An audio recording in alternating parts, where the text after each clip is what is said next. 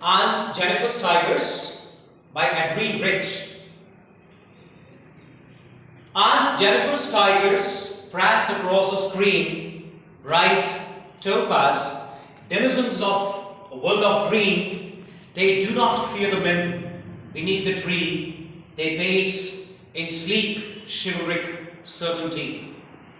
Aunt Jennifer's fingers fluttering through her wool find even the ivory needle hard to pull. The massive weight of Uncle's wedding band sits heavily upon Aunt Jennifer's hand.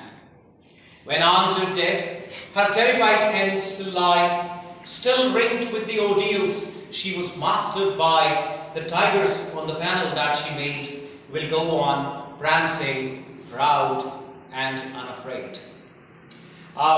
Students, Aunt Jennifer's Tigers by Adrienne Rich expresses the sad, miserable, matrimonial life of Aunt Jennifer. Aunt Jennifer is a victim of male chauvinism. The society is male chauvinistic society, male dominant society, and the institution of marriage brings to the male an unquestionable authority over his female counterpart. Aunt Jennifer is a victim of this male dominance. Her husband exercises his cruel and insensitive authority upon Aunt Jennifer. Her entire personality, all her dreams and ambitions have been crushed and trampled under the cruel and torturous authority of her husband. So here we go. Aunt Jennifer's tigers prance across a screen. That is, Aunt Jennifer has done some knit work. She has knitted tigers on a panel of a screen, and these tigers are prancing. Now this word prance is important in the first line. Prancing means jumping and playing about in a mischievous manner. So the tigers which Aunt Jennifer has created by knit work on a panel of a screen, they are jumping and playing about in a mischievous manner. Bright, they are of bright color. Bright topaz. Topaz is a precious stone, yellowish in color. So the tigers are yellowish, bright. Denizens means the dwellers of a world of green. They live in dark, deep green forests. They are the dwellers of dark, deep green forests. They do not fear the men beneath the tree. Why does Aunt Jennifer say that? There is a tree there on the panel of the screen, and there are some men under the tree, and Aunt Jennifer says the tigers do not fear those men. Why does Aunt Jennifer say so? It is because she herself has a deep-set fear of her husband's cruel and insensitive authority. She is a severe victim of male chauvinism. And she says they pace in sleek, chivalric certainty. Those tigers look beautiful. They are sleek, elegantly beautiful. They walk. Chivalric certainty. In chivalric certainty means they display in their elegant walk, elegant and beautiful walk. The tigers display a sense of courage, confidence and fearlessness. So the first stanza describes the tigers which Aunt Jennifer has created on a panel of screen, and these tigers are a symbol of Aunt Jennifer's own feelings of ambitions, feelings of joyful life. But all her ambitions and the dreams of joyful life have been crushed under the trampling authority of her husband. So she has expressed those feelings in the form of tigers. So these tigers are an artistic expressions of Aunt Jennifer's own heart, which has been crushed and trampled by her husband. The second stanza describes Aunt Jennifer. The second stanza gives us a picture of Aunt Jennifer herself. Aunt Jennifer's fingers fluttering through her wool. That is, Aunt Jennifer is sitting and she's doing some knit work.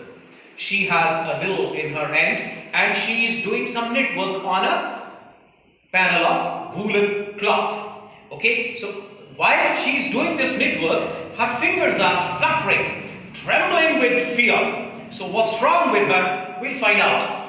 Aunt Jennifer's fingers fluttering through her wool find even the ivory needle hard to pull.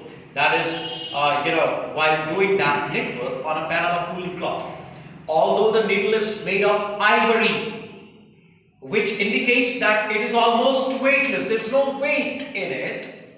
But even then, she finds it difficult to pull it out of that cloth. It seems as if even the last drop of energy has been squeezed out of her body, and she's absolutely weak, broken, and shattered. And then here we go. The massive weight of Uncle's wedding band sits heavily upon Aunt Jennifer's hand.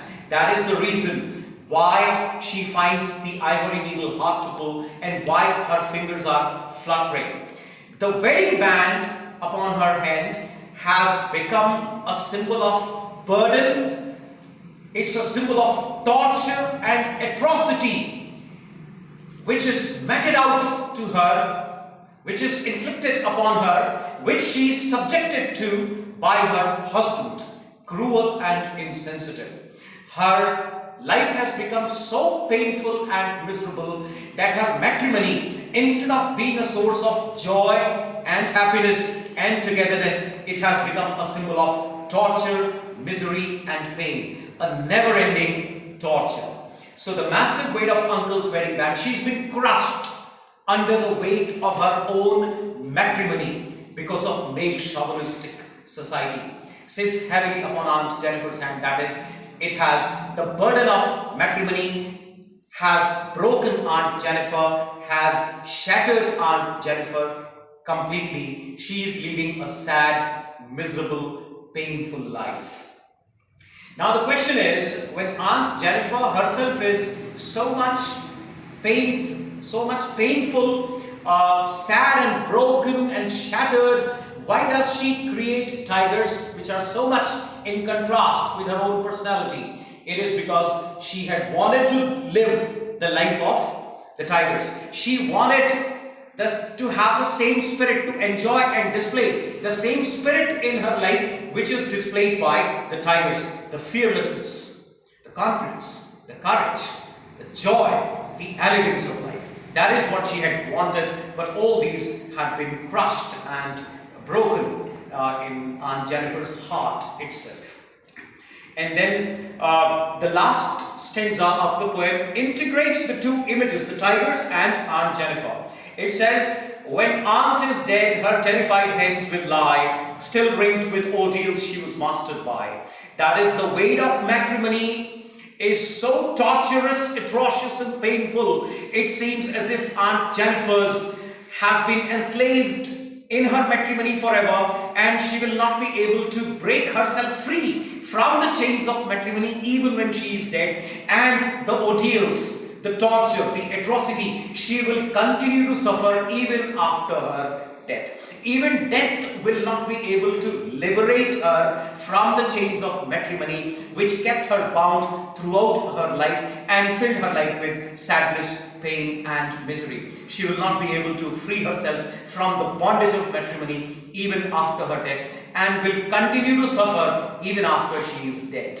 While the tigers on the panel that she made will go on prancing, proud and unafraid. So while on one hand, when Aunt is not able to free herself from the chains and foundations and bondage of matrimony, even after her death, she will continue to suffer due to male chauvinistic society. The tigers on the panel that she made will go on prancing, proud and unafraid. That is, they will go on jumping and playing about in a mischievous manner. In the last two lines, the tigers symbolize the male authority.